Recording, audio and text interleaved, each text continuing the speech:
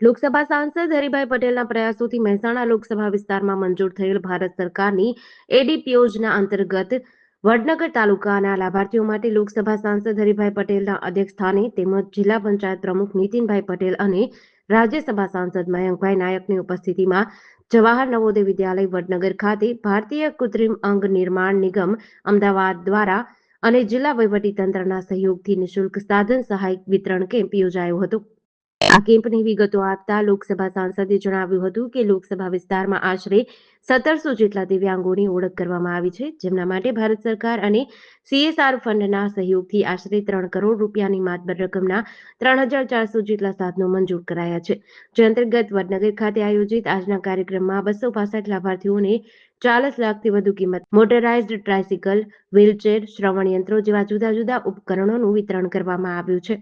તેમણે જાગૃત સાંસદ હરિભાઈ પટેલ અને સમગ્ર ટીમની કામગીરીને બિરદાવતા જણાવ્યું કે ચૂંટાયેલા પ્રતિનિધિઓની સક્રિયતાના કારણે સમગ્ર મહેસાણા લોકસભા વિસ્તારમાં 2000થી વધુ દિવ્યાંગ લાભાર્થીઓને આશરે 3 કરોડ રૂપિયાથી વધુના ખર્ચે સાધન સામગ્રી પહોંચાડવામાં આવી છે। આ સાથે જ આગામી દિવસોમાં કેન્દ્ર અને રાજ્ય સરકારના સંકલનથી મહેસાણા જિલ્લામાં એક એવી કાયમી વ્યવસ્થા ઊભી કરાશે, જ્યાંથી કોઈ પણ દિવ્યાંગજનને કોઈ પણ જાતની અવ્યવસ્થા વગર જરૂરિયાતના સમયે સીધા જ સાધનો મળી રહેશે। આ ઉપરાંત તેમણે કેન્દ્ર સરકારના 5 લાખ રૂપિયા અને ગુજરાત સરકારના બીજા 5 લાખ રૂપિયા મળીને ડબલ એન્જિન સરકાર દ્વારા રાજ્યમાં કુલ 10 લાખ રૂપિયા સુધીની મફત સારવારની મદદ આપવામાં આવી છે તેમ જણાવ્યું હતું। આ કેમ્પમાં વડનગર તાલુકાના 265 લાભાર્થીઓને રૂપિયા 40 લાખથી વધુ કિંમતના tricycles, wheelchair, smartphone, hearing aid, electric tricycle, smart cane, teaching learning materials, CP chair, walker અને બ્રેલ કિટ સહિતના સાધનોનું વિતરણ કરવામાં આવ્યું હતું। કાર્યક્રમ અગાઉ નવોદય વિદ્યાલયના બાળકોની તબીબી અને શૈક્ષણિક સુવિધા માટે લોકસભા સાંસદ હરિભાઈ પટેલની ગ્રાન્ટમાંથી 14 લાખ રૂપિયાના ખર્ચે બોલેરો ગાડીને મહાનુભાવોના હસ્તે લીલી ઝંડી આપીને જવાહર નવોદય વિદ્યાલયને અર્પણ કરવામાં આવી હતી। આ કાર્યક્રમમાં વડનગર નગરપાલિકા પ્રમુખ શ્રીમતી મિતિકાબેન શાહ, તાલુકા પંચાયત પ્રમુખ ગલાજી ઠાકોર, એલિમ્કોના પ્રતિનિધિ મૃદુલ અવસ્થી, ખોડિયાર ચેરિટેબલ ટ્રસ્ટના વિષ્ણુભાઈ ચૌધરી વગેરે ઉપસ્થિત રહ્યા હતા। वोट भरत भाई उन्होंने ये साइकिल मेरे को मिला है। ये ट्राईसाइकिल क्या है कि बिजनेस करने के लिए थोड़ा बहुत तकलीफ पड़ता था, उसके लिए चलेगा।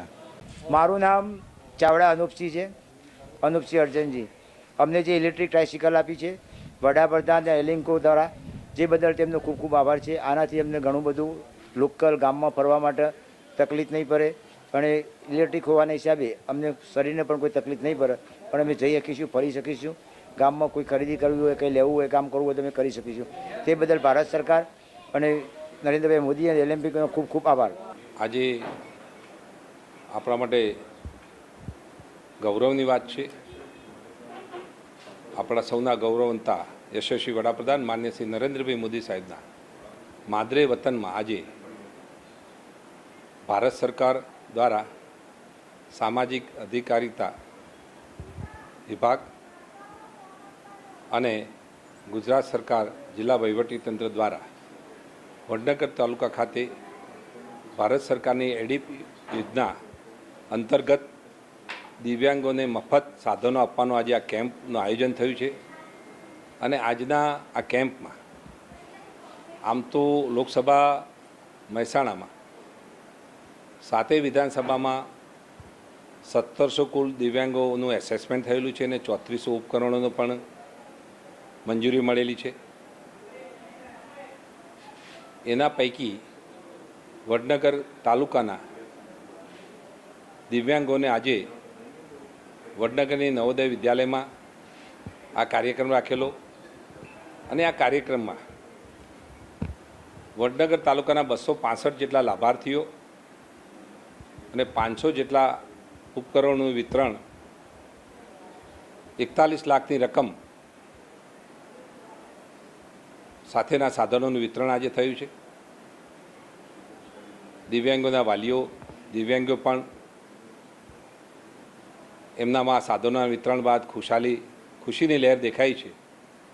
દિવ્યાંગોને મદદરૂપ થવું આમ તો આપણા યશસ્વી વડાપ્રધાન માન્ય શ્રી નરેન્દ્રભાઈ મોદી સાહેબ સમાજના છેવાડાના વ્યક્તિ સુધી સરકારની યોજનાઓનો લાભ પહોંચવો જોઈએ અને એ પૈકી આજે એડીપ યોજના દ્વારા દિવ્યાંગોને સાધન વિતરણનો કેમ્પ યોજાયો અને આ કેમ્પમાં દિવ્યાંગોની ઉપસ્થિતિ રહી, વાલીઓ પણ ઉપસ્થિત રહ્યા. તેઓએ પણ આજે સાધનો મળ્યા બાદ એમનામાં ખુશીની લહેર એમના ચહેરા ઉપર દેખાઈ અને સેવાના ભાવ સાથે આ કાર્ય ભારત સરકાર અને ગુજરાત સરકારના મહેસાણા જિલ્લાના જિલ્લા વહીવટીતંત્ર દ્વારા આ એક સરસ કાર્યક્રમ યોજાયો. એમાં દિવ્યાંગોને મદદરૂપ થવાનો, એમના જીવનમાં ખુશીની લહેર, એમના જીવનમાં પગભર રહી શકે, આત્મનિર્ભર બની શકે એ પ્રમાણે આ સાધનોનું વિતરણ થયું છે. ખરેખર આ પ્રસંગે હું ભારત સરકારનો અને રાજ્ય સરકારનો ખૂબ ખૂબ આભાર માનું છું. અને સેવાના ભાવ સાથે આ કાર્ય કર્યું છે. આ પુણ્યનું કામ છે. આજે દિવ્યાંગોની નાની મોટી તકલીફો દૂર કરી શકીશું, એમના જીવનમાં સરળતા રહેશે, એ સહેલાઈથી હરીફરી શકશે અથવા પોતાનું જીવન જીવી શકશે અને સમાજની હરોળમાં પોતે પગભર થઈને ગૌરવભેર પોતાનું જીવન જીવી શકશે. આ કેમ્પમાં ખરેખર સરસ આયોજન થયું છે. આયોજકોને ખૂબ ખૂબ અભિનંદન આપું છું.